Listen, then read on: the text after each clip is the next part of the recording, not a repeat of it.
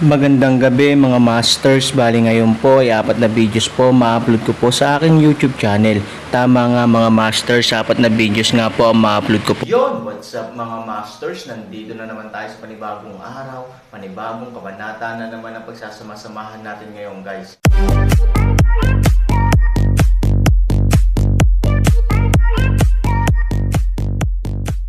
Bali mga masters, kung bago ka pa lang po sa aking YouTube channel, please click the subscribe button, lalong-lalo na po yung notification bell guys, para maging connected pa rin tayo sa isa't isa at maging updated kayo sa mga susunod ko pang video.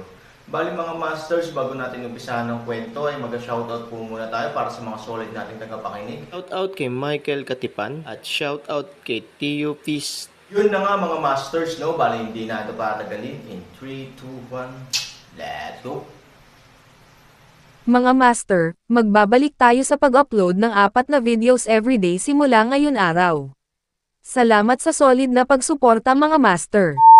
Napakaasol ng mukha ni Nangang Chenkyo na hindi niya matanggap ang pagluhod ni Hanjun para sa Aaron.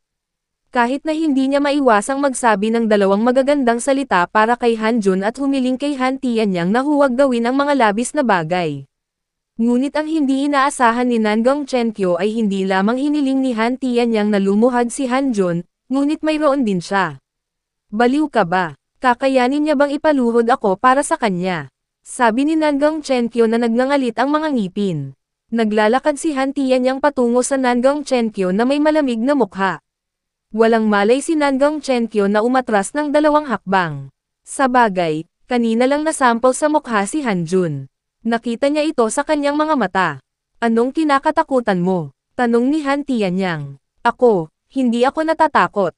Sabi ni Nangang Chenkyo. Hindi mo kasalanan na hindi mo ginampanan ang iyong tungkulin at inalagaan siyang mabuti noong lumaki ka. Sinabi ni Han Tianyang na bagamat hindi pa nababawi ang utang sa Aaron, ngunit hayaan ni Nangang Chenkyo na aminin ang kanyang pagkakamali, mas magiging komportable ang Aaron, kaya gagawin niya ito. Isang malamig na ngiti ang ibinigay ni Nangang Chenkyo at sinabing, hindi ko siya inalagaang mabuti. Kailangan ko bang lumuhad para sa kanya? Ginawa mo ang kanyang pagkabata na puno ng mga bangungot at anino, na ang halaga na dapat mong bayaran. Matigas na sabi ni Han Tianyang. Uminit din ang init ng ulo ni Nangang Chenkyo. Sa kanyang puso, si Han Sunny ay palaging isang talunan. Bagamat siya nga ay gumawa ng ilang kontribusyon sa pamilyang Han, hindi pa ito gaanong kailangan niyang aminin ang kanyang mga pagkakamali. Bukod dito, ang ganitong paraan ng pag-amin sa kanyang mga pagkakamali ay hindi katanggap-tanggap sa kanya. Siya mismo ay walang kwenta. Wala itong kinalaman sa akin. Sabi ni Nangang Chenkyo na nagngangalit ang mga ngipin. Narinig ito ni Han Tianyang, agad na nagalit, 2 hakbang pasulong, taas kamay malakas na alon. Pop! Halos mahilaw si Nangang Chenkyo dahil sa isang malakas na sampal sa mukha. Nang makita ang eksenang ito, patuloy na kumikislap si Shi Jing sa Aaron, umaasa na ang Aaron ay makakapagsalita ng ilang salita para pigilan ito, dahil ang Aaron lamang ang makakapagpapatay sa galit ni Han Tianyang. Gayunpaman, nakatayo ang Aaron sa parehong lugar at nanatiling hindi natinag. Bagamat sinabi niyang nakakita na siya ng mga bagay-bagay noon, mabuti na lang naturuan niya ng leksyon si Nangang Chenkyo. Aaron, tigilan mo ang lolo mo. Tingnan ang kanyang mga mata ay hindi gumagana, Shi Jing walang magawa sa Aaron's side, mahina pa alalahanan paraan. Stop ano at bakit? Aaron, gusto mo ba talagang lumuhad si Lola para sa'yo? Sinabi ni Shi Jing na ang ganitong uri ng problema sa henerasyon, si Shi Jing ay talagang natatakot na ang Aaron ay tamaan ng kulog at kidlat. Lola, meron ba ako? Aaron sneers. Bagamat bukas siya sa nakaraan, hindi ibig sabihin na wala siyang pakialam sa pangalan ni Nangang Chenkyo. Sa puso ng Aaron, matagal na siyang tumigil sa pagtrato kay Nangang Chenkyo bilang kanyang lola. Ito ay isang estranghero na walang damdamin. Medyo pangit ang mukha ni Shi Jing. Kung ayaw itong pigilan ng Aaron, walang makakapigil sa paglala ng sitwasyon. Kahit hindi mo aminin, umaagos pa rin ang dugo niya sa iyo. Kapag lumuhad siya para sa iyo, tatamaan ka ng kulog. Sabi ni Shi Jing. Sa harap ng 4 na salitang ito, ngumiti si Aaron. Para sa kanya, na matagal nang ninakawan ng kulog, ano ang ibig sabihin nito? Sa oras na ito, natagpuan ni Han Tianyang si Shi Jing at manipis na putik. Inikat ang kanyang ulo na may malamig na mukha at sinabi kay Shi Jing, "Umalis ka." Si Shi Jing ay nanginginig ng hindi sinasadya. Dahil sa intensyon ng pagpatay sa mga mata ni Han Tianyang, agad siyang umatras. Bagamat ayaw niyang makitang lumuhad si Nangong Chenkyo, ayaw niyang maalala siya sa puso ni Han Tianyang. "Bibigyan kita ng huling pagkakataon," sabi ni Han Tianyang kay Nangong Chenkyo. Ang ekspresyon ni Nangong Chenkyo ay determinado at ang kanyang saloobin ay matigas. "Aniya, Han Tianyang, huwag mong kalilimutang miyembro ako ng pamilya Nangong. Kahit nakasangkapan lang ako, Nangong din ako. Lumuhad ako. Naisip mo na ba ang tungkol sa kahihinatnan?" Sa nakaraan, ang mga salita ni Han Tianyang ay may tiyak na kapangyarihang humadlang. Bagamat isang ang tulman si Nangong Chenkyo, ang kanyang backstage ay ang pamilyang Nangong at si Nangong Bolang, ang nangungunang tao sa mundo. Ngunit ngayon, si Han Tianyang ay walang takot kay Nangong Bolang, dahil isa lamang siyang katulong sa harap ng Aaron. Kung wala ang Aaron, si Nangong Bolang ay maaaring namatay sa granazo ng bala. Si Nangong Bolang ay isang payaso sa pamilyang Han. Malamig na sabi ni Han Tianyang. "Haha, haha, haha." Biglang tumawa si Nangong Chenkyo. Para sa kanya, international joke ito. Si Nangong Bolang ay isang payaso. Ano ang maliit na pamilyang Han? Han Tianyang, matapang ka kaya naglakas loob kang sabihin na si Nangong Bolang ay isang payaso. Ibabalik ko ito sa pamilya Nangong. Tinitingnan ni Nangong Chenkyo si Han Tianyang ng masama. Hindi siya natatakot na masira ang lambat kasama si Han Tianyang.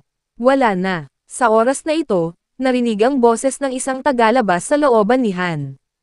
Kapag ang mga tao ay pumunta sa pamamagitan ng reputasyon, puno ng kalituhan ang ekspresyon ni Aaron. At halatang natigilan si Han Tianyang. Para naman kay Nangong Chenkyo, halos handa na siyang tumawa. Dahil ang Nangong Bolang ang pinag-usapan nila. Hindi maintindihan ni Aaron kung bakit biglang sumulpat si Nangong Bolang sa tahanan ni Han. Ang taong ito ay hindi nagtatago sa kanyang sariling isla. Paano siya lalabas, guro? Narinig mo ba ang sinabi ni Han Tianyang kanina? Nagmamadaling pumunta si Nangong Chenkyo sa Nangong Bolang. Tuwang-tuwa siya ngayon, dahil ang hitsura ni Nangong Bolang, sa kanyang palagay, ay hindi lamang makapagtuturo kay Han Tianyang ng leksyon, kundi makapagbayad din ng Aaron. "Naririnig ko sa iyo Nangong Bolang Road, Panginoon, karapat-dapat siyang mamatay dahil sa pagiging walang galang sa iyo." Sabi ni Nangong Chenkyo. Nakangiti si Nangong Bolang. Karapat-dapat bang mamatay si Han Tianyang? Ni hindi siya nang ahas na magkaroon ng ideyang ito, dahil alam niya na kung gusto ni Aaron na mamatay siya, wala itong silbi kahit para kay Daluo Jinsian. At hayaang lumuhad si Nangong Bolang hanggang Aaron, hindi ba't higit na isang bagay ang magkasala ng isang krimen kung saan ang isa ay karapat-dapat na mamatay ng 10,000 kamatayan? Sa tingin ko karapat-dapat kang mamatay. Dapat mo bang pagbayaran ang malubhang pinsalang ginawa mo sa iyong apo? Sabi ni Nangong Bolang. Natigilan si Nangong Chenkyo dito. Akala niya ay katulong niya ang hitsura ni Nangong Bolang, ngunit nang makitang sinasabi ito ni Nangong Bolang, gusto rin niyang lumuhad at humingi ng tawad kay Aaron.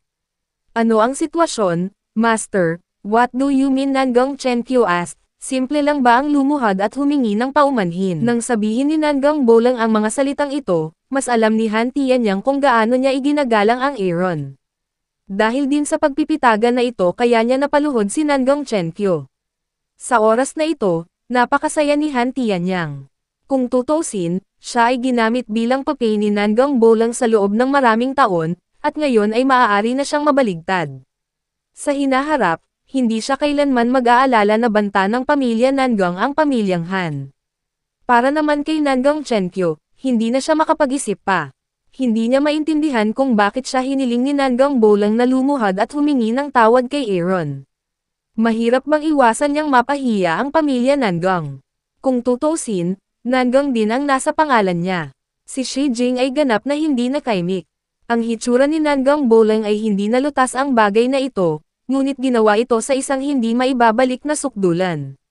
Hindi maintindihan ni Shi Jing kung bakit ito ginawa ni Nangong Bolang. "Hindi mo ba ako maintindihan?"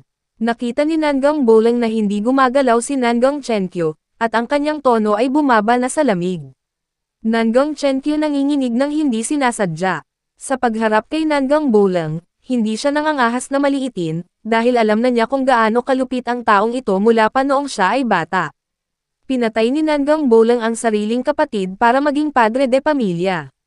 Kung hindi mo susundin ang kanyang mga salita, hindi alam ni Nangang Chenkyu kung ano ang mangyayari sa kanya. Bago pa talaga magalit si Nangang Bolang, nakaluhod lang si Nangang Chenkyu. Nang makita ni Hanjun ang eksenang ito, biglang nanlambot ang kanyang mga binti, dahil si Nangang Chenkyu ang kanyang pinakamakapangyarihang payong. Ngayon ang payong ay nakaluhod, na nagpapatunay na si Nangang Chenkyu ay nawalan ng kakayahang protektahan siya. Tingnan Nangang Chenkyu lumuhad, Nangang Bolang pumunta sa Aaron sa harap, sinabi, kung mayroon kang anumang mga kinakailangan, maaari mong ilagay sa harap. Sa tingin mo may pakialam ako sa kanya. Aaron. Umiling si Nangang Bolang at sinabing, sa katayuan mo, natural na wala kang pakialam sa ganoong kaliit na tungkulin. Si Nangang Chenkyu ay talagang isang maliit na papel, ngunit kapag naramdaman niya ang saloobin ni Nangang Bolang sa Aaron, labis siyang nagulat na ang ulo ng pamilya ng Nangang ay nawalan ng anumang prestihiyo sa harap ng Aaron, at kahit na nagbibigay sa mga tao ng pakiramdam ng maingat na paglilingkod Aaron. Ano ba yan? Pati si Nangang Bolang ay takot sa Aaron. Paano kaya iyon? Pumunta ka ba sa Yanjing para sa akin?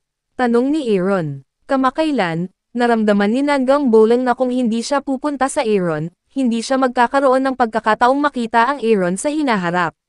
Sa makatuwid, matapang niyang bibisitahin ang Han 3,000 ng personal, dahil sa takot na mapalampas ang kanyang pagkakataong pumunta sa Apocalypse. Para kay Nangang Bolang, ang Apocalypse ang kanyang panghabang buhay na kinahuhumalingan.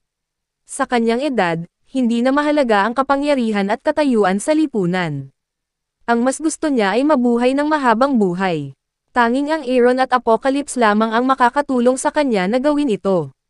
Paumanhin, patawarin mo ako sa pagpunta ko ng hindi imbitado. Nakabaon ang ulo ni Nangang Bolang at sinabing wala siyang pakialam sa presensya ng iba. Si Nangang Chenkyu ay walang espiritu sa kanyang mga mata, tulad ng pagkawala ng kanyang kaluluwa. Bagamat matagal na niyang hinala na si Nangang Bolang ay natatakot sa Aaron, ito ay isang hula lamang. Hindi naniwala si Nangang Chenkyu. Ngunit nang humingi ng paumanhin si Nangang Bolang, alam ni Nangang Chenkyu na lahat ng nahulaan niya ay tama, ngunit hindi niya maintindihan kung paano ginawa ito ng Aaron, isang sayang. Ang hirap mong kalimutan na pupunta ulit ako sa pamilya Nangang, o natatakot ka na hindi ako pumunta. Aaron liwanag na paraan.